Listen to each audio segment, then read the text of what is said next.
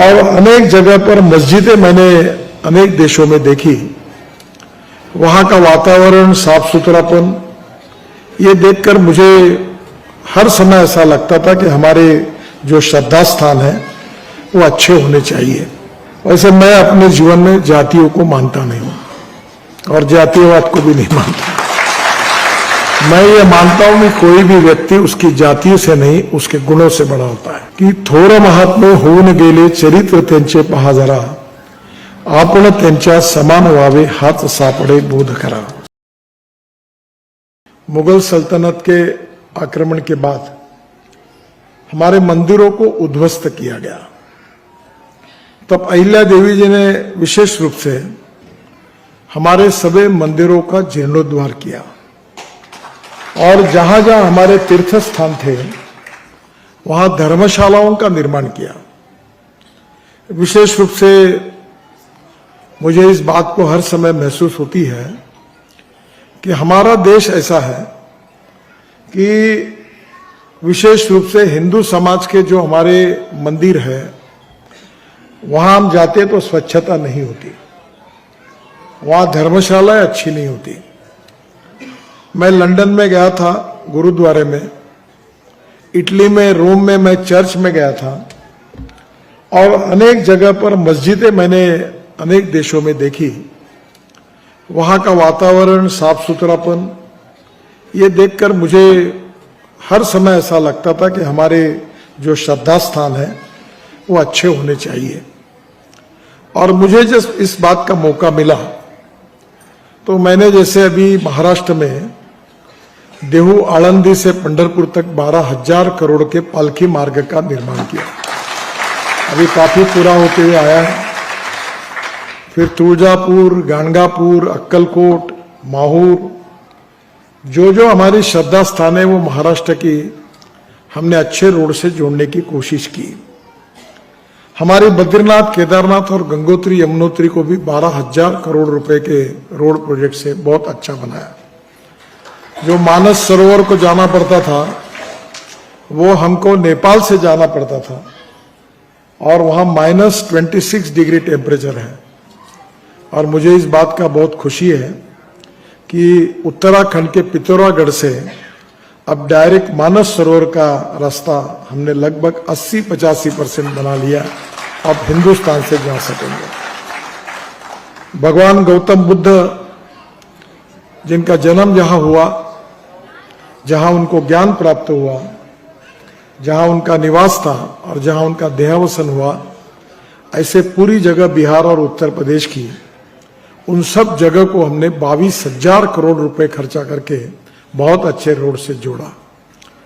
जो अयोध्या थी वो अयोध्या में सीता की जन्मभूमि, प्रभु रामचंद्र जी का जन्म जहां हुआ, जहां वनवास में गए, अयोध्या का रिंग रोड आप कभी भी जाओगे तो आज पूरे अयोध्या का हम कम से कम 35,000 करोड़ की 84 कोसी की जो मार्ग है वो पूरा काम हमने शुरू किया, ताकि इसमें हमारी संस्कृति में, हमारे हिंदू संस्कृति और हमारे धार्मिक स्थानों के प्रति लोगों का जो आकर्षण है उनकी सुविधा प्राप्त हो।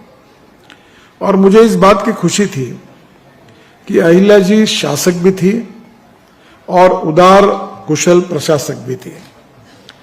उदार और आदर्श प्रशासक के रूप में उनके कार्यकाल में उन्होंने जो निर्णय किए हैं वो भी आज तक इतिहास में सर्वविदित है। उनके बारे में उनको राजमाता, पुण्यश्लोक और धर्म रक्षणी इन उपाधियों से उनको बहुमान सम्मान प्राप्त हुआ था। वैसे मैं अपने जीवन में जातियों को मानता नहीं हूं और जातीयवाद को भी नहीं मानता। मैं ये मानता हूं कि कोई भी व्यक्ति उसकी जाति से नहीं, उसके गुणों से बड़ा होता है। और इसलिए समाज में छुआछूत, अस्पृश्यता, जातीयता दूर करके हम समता के आधार पर आर्थिक और सामाजिक विकास करना चाहिए। यही हमारी सबके मन में विशेष रूप से भावना होती है। अहिल्याबाई का जीवन, मैंने मानता हूं कि वो किसी एक समाज की थी।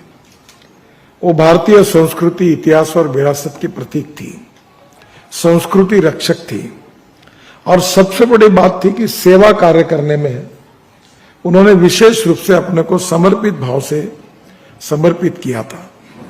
महिलाओं में उस समय शिक्षा लोकप्रिय नहीं थी।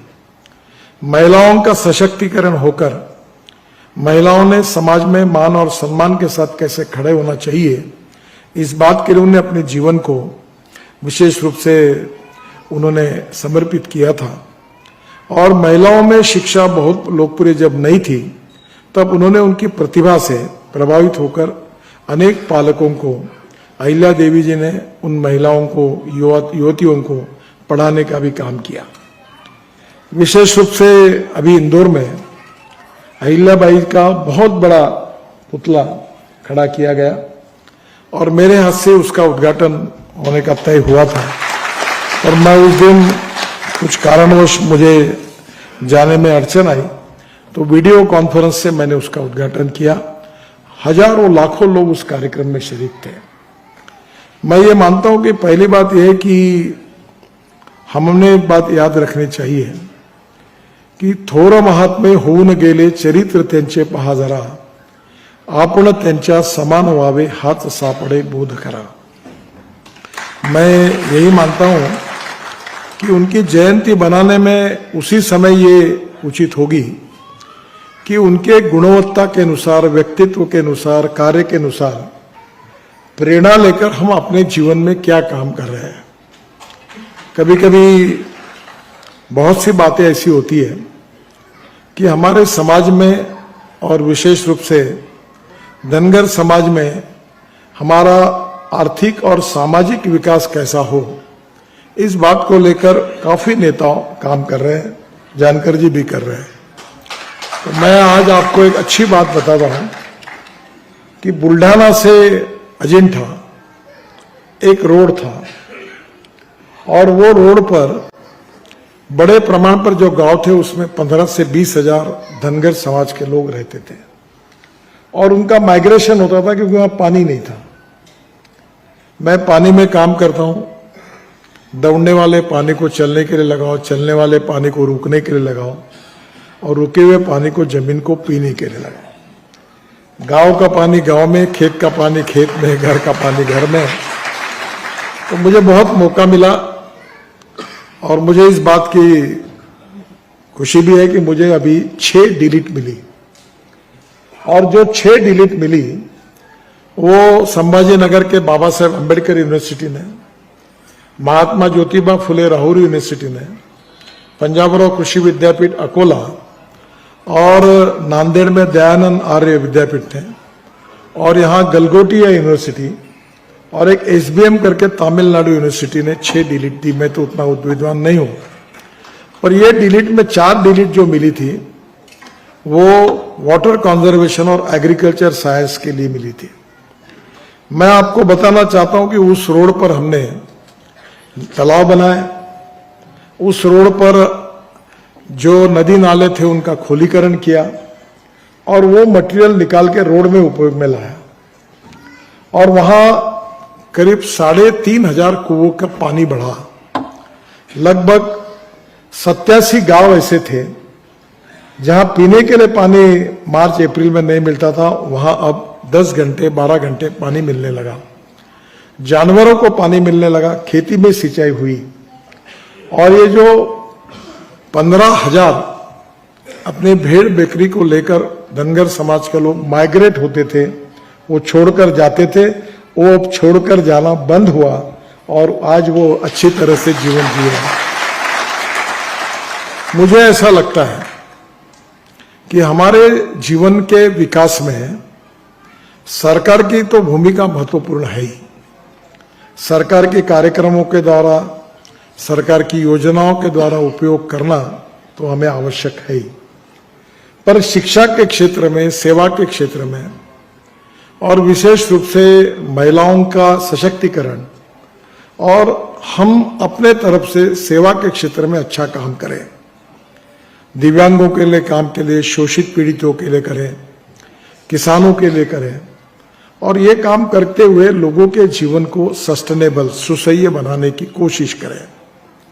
ये जो प्रक्रिया होती है इसमें महाराष्ट्र एक ऐसा आदर्श राज्य है कि जहां सामाजिक क्षेत्र में, शैक्षणिक क्षेत्र में, सहकार के क्षेत्र में, कृषि के क्षेत्र में बहुत अच्छा काम हुआ है।